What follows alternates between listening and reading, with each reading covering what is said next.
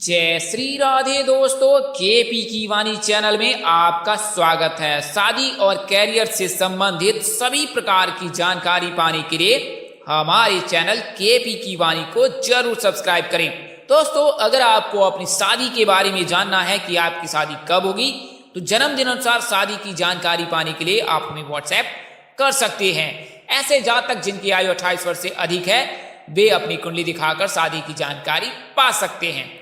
अन्यथा आप अगर 28 वर्ष से कम उम्र के हैं तो अपना जन्मदिन हमें व्हाट्सएप करें, हम आपको जन्मदिन के हिसाब से अनुमानित शादी की जानकारी अवश्य देंगे। अगर आप लव मैरिज को लेकर भविष्यवाणी पाना चाहते हैं और मूलांक के हिसाब से यह जानना चाहते हैं कि आपके लव मैरिज होगी या नहीं, तो आप केपी की वाणी को अपना और अपने पार्टनर का जन्मदिन व्हाट्सएप करें। हम आपको मूलांक के हिसाब से यह जानकारी देंगे कि आपकी शादी लव मैरिज होगी या अरेंज होगी। अगर रिप्लाई करने में देरी होती है तो आप निराश बिल्कुल ना हो, क्योंकि आपको जवाब जरूर दिया जाएगा। दोस्तों, आगे बढ़ने से पहले आपको बताना चाहूंगा कि अगर आपकी शादी में अड़चनें आ रही हैं, शादी तय होने के बाद टूट जा रही है, किसी न किसी वजह से शादी में बाधाएं आ रही है, तो आप केपी की वाणी से अपनी शादी की कुंडली बनवा सकते हैं और यह जानकारी प्राप्त कर सकते हैं कि आपकी शादी कब होगी। इस कुंडली में आपको सभी प्रकार की जानकारी दी जाएगी कि आपकी शादी कब होगी, कहाँ होगी, कैसे होगी, किससे होगी, किस दिशा में होगी, कितनी दूर पर होगा स्थल, किस नाम से शादी होगी, किस राशि से करनी चाहिए, जीवन साथी का रंग रूप, स्वरूप, स्वभाव और कैरियर। अगर आप लव मैरिज करना चाहते हैं तो माता पिता की सहमति मिलेगी कि नहीं,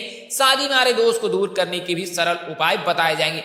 ये तमाम तरह की जानकारी आपको हिंदी में कुंडली में लिखकर दी जाएगी। इसके लिए आप 8521835670 इस नंबर पर आप व्हाट्सएप मैसेज कर सकते हैं अथवा फोन कॉल कर सकते हैं। नंबर आपको एक बार और दोहरा देता हूं, 8521835670।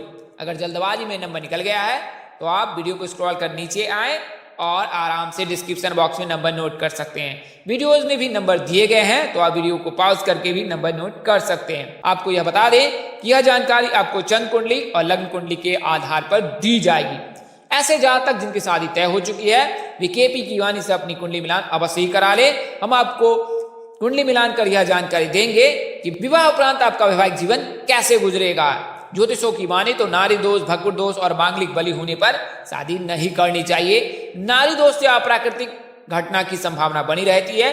भकुर दोष लगने पर संतान समस्या, आर्थिक समस्या, स्वास्थ्य समस्या होती है और मांगलिक बलि होने पर जातक के साथ अनबन होती रहती है और बात तलाक तक पहुंच जाती है। तो आप अपनी कुंडली मिलान अवश्य करा लें। आप चाहे तो अपने नजदीक के पंडित से भी संपर्क कर सकते हैं या केपी की वाणी से आप संपर्क कर कुंडली मिलान करवा सकते हैं। वहीं अगर आप विवाहित हैं और वैवाहिक जीवन में किसी प्रकार की परेशानी आ रही है, तो भी आप अपनी कुंडली मिलान अवश्य करा लें। आज की वीडियो में आपको वृषभ राशि के जातकों की कब और किससे शादी होगी, इसके बारे में विस्तार से जानकारी देने जा रहा हूं।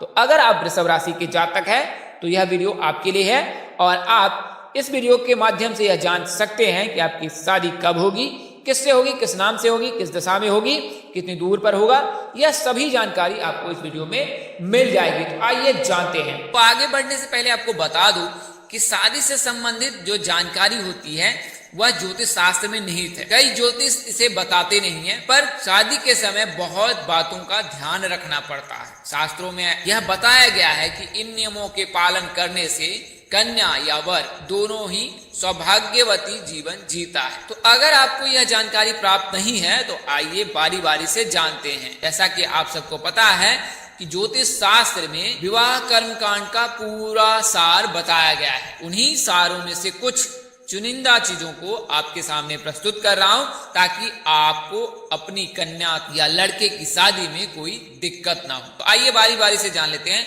तो दो कन्या का विवाह एक समय कभी नहीं करना चाहिए। कई बार ऐसा देखा जाता है कि दो लड़कियों की शादी एक ही बार कर दी जाती है, किंतु शास्त्र में ऐसा निषेध है। एक कन्या की शादी के उपरांत दूसरी कन्या की शादी हो सकती है, परंतु एक साथ शादी नहीं करनी चाहिए। शास्त्रों में यह भी निहित है कि एक समय में दो शुभ कर्म करना उचित नहीं होता है। इसके लिए कभी भी दो शादी एक बार में नहीं करनी चाहिए। कन्या के विवाह के अनंतर पुत्र का विवाह हो सकता है, लेकिन पुत्र विवाह के अनंतर पुत्री का विवाह 6 महीने तक नहीं करनी चाहिए। यानी कि इसे आप आसान शब्दों में ऐसे समझ सकते हैं कि अगर लड़की की शादी हुई है तो आप लड़के की शादी कर सकते हैं, लेकिन अगर लड़के की शादी होगी तो 6 महीने तक अपनी लड़की की शादी बिल्कुल ही ना करें। 1 वर्ष में सहोदर भाई अथवा बहनों का विवाह शुभ नहीं होता, यानी कि एक ही साल में 2 बेटियों की शादी या 2 बेटे की शादी नहीं करनी चाहिए। शास्त्रों में ऐसा वर्जित है।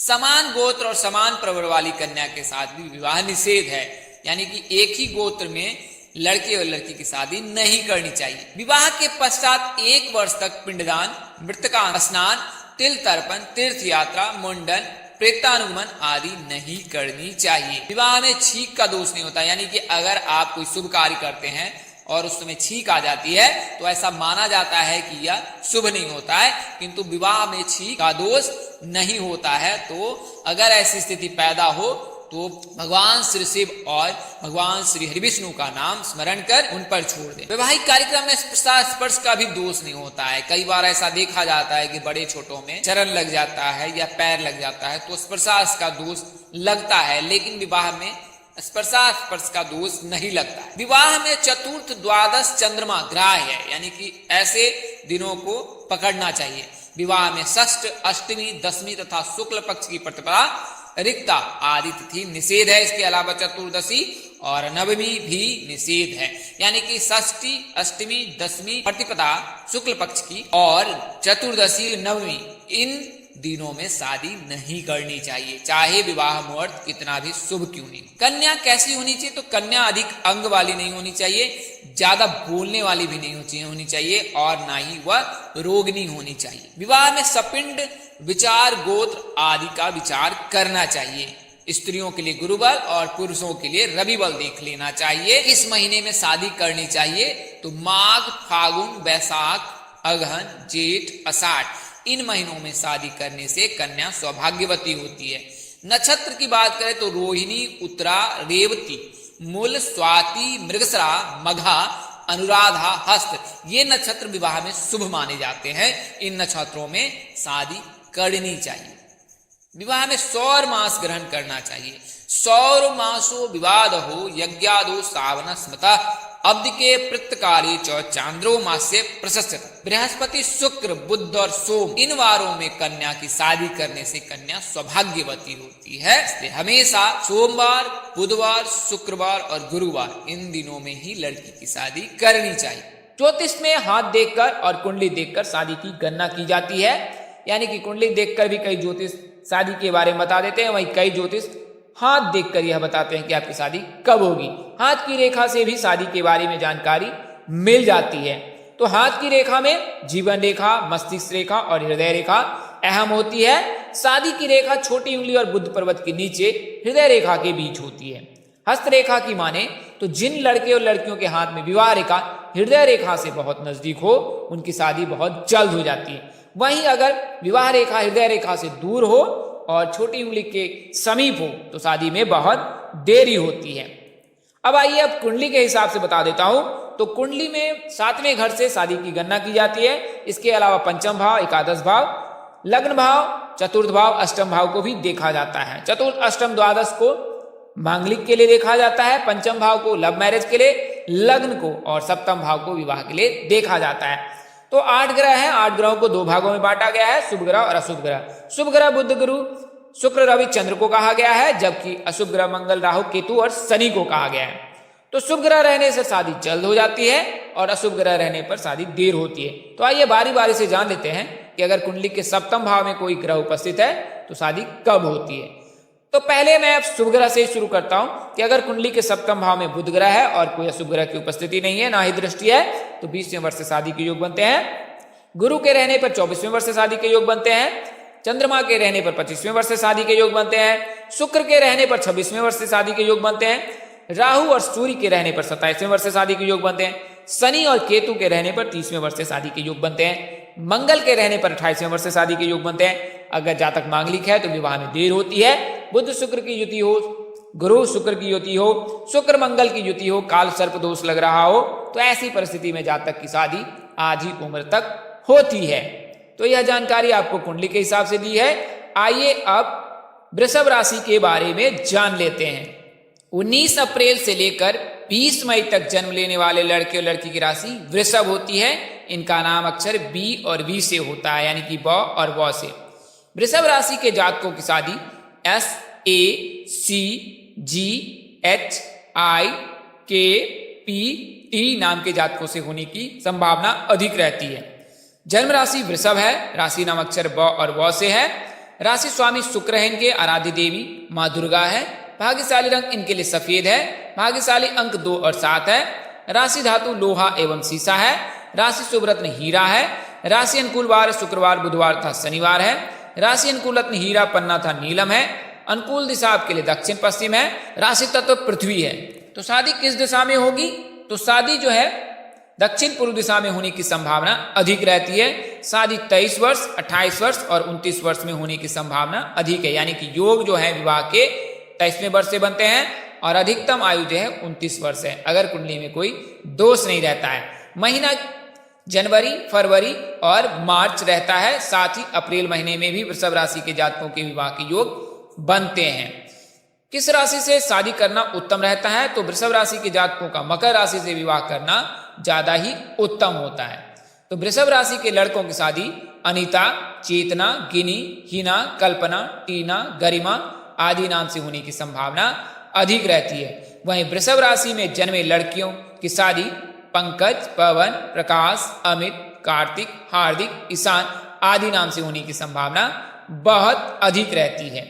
दोस्तों, इस वीडियो में बताई गई जानकारी ज्योतिष पंचांग, मान्यताओं और धर्म ग्रंथों से दी गई है। हमारा उद्देश्य महज आपको सूचना पहुंचाना है, आप इसे सूचना हेतु ले। इसके अतिरिक्त अगर आप इनको मानते हैं, अपनाते हैं अथवा उपयोग करते हैं तो इसके आप स्वयं जिम्मेवार हैं। आप चाहे तो केपी की वाणी से संपर्क कर सकते हैं, अन्यथा आप अपने नजदीक के किसी प्रकांड पंडित व ज्योतिष से संपर्क कर कुंडली दिखाकर यह जानकारी प्राप्त कर सकते हैं कि आपकी शादी कब होगी।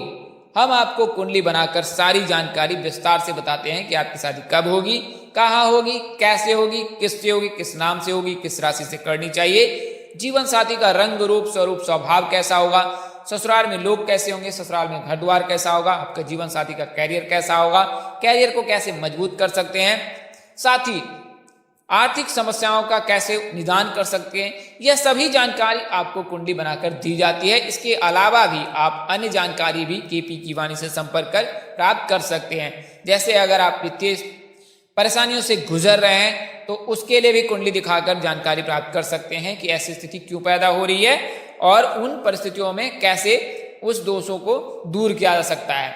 तो दोस्तों, इस तरह की अन्य वीडियो देखने के लिए हमारे चैनल के डैशबोर्ड अथवा प्लेलिस्ट पर जाएं और अपनी राशि अनुसार वीडियो जरूर देखें। तो दोस्तों, आपको यह जानकारी कैसी लगी?